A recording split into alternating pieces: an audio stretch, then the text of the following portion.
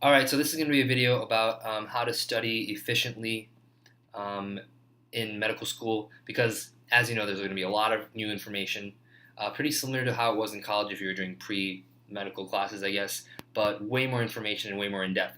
So first and foremost, the most important thing is to learn how you learn, and every single person learns differently, but I'd say the majority of people learn audio-visually, but mostly visually. I mean, if you're able to draw yourself a picture of how things work out, and then explain it to somebody else on a piece of paper, that's going to be how it works for you. So learn how you learn. That's number one. Number two, in addition to learning how you learn it to the point where you can teach it to somebody else.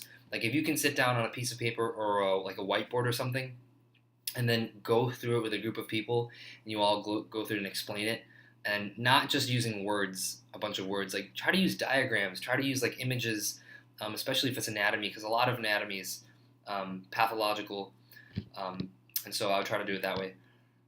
Number three is try to take all the information that you learned and translate it right into your either like overall book, and I'm talking about the first 2 years of medical school, okay? And the biggest exam that's going to be at the end of it is the step one, the USMLE step one, and try to translate the information that you learn that's in here in the way that you learn it and describe it to yourself in this book. What I mean by that is something like a dermatofibrosarcoma is probably not going to be in the first aid. It's not really testable for boards. So if you learn it really well for pathology in the integumentary system, that's great. Learn it there. But if you see something like endocarditis that you learned in class that you have a really good explanation for, translate it into this book and explain it to yourself here. Write it down, because at the end of the day, in that last couple of months or 2 months leading up to your step one, you're going to really want to know how you learned it the first time in case you haven't reviewed it in a while. So you want to be able to really streamline your learning and get it all into here in terms of what's relatable in here, if there's information in here, or in Pathoma, or if you learned it through USMLE World, which is, you can see this on my other videos, but it's a QBank. All of that's going to be streamlined into this book. As you can see, I've really shredded this thing up. I mean, there's notes everywhere in this thing. I'll make a separate video on how to make notes into your first aid.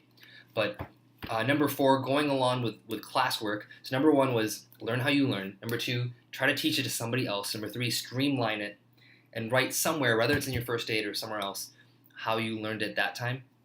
Number four is going to be review. This is like one of the most important things, besides like learning it audiovisually or however it is that you learn it, but definitely reviewing the information that you've learned. So let's just say during the block schedule, you have 2 exams, like a midterm exam and then the final, let's say during GI pathology or something, or GI in general.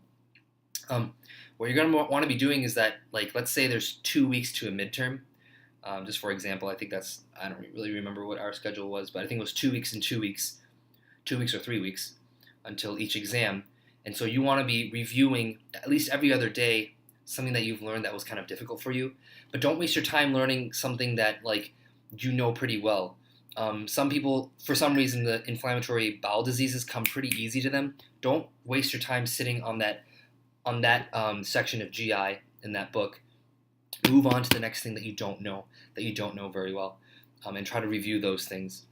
That doesn't mean don't review the things that you know, but I would leave that to maybe like every week or something, like review the entire chapter, or review sections of the book that you know pretty well.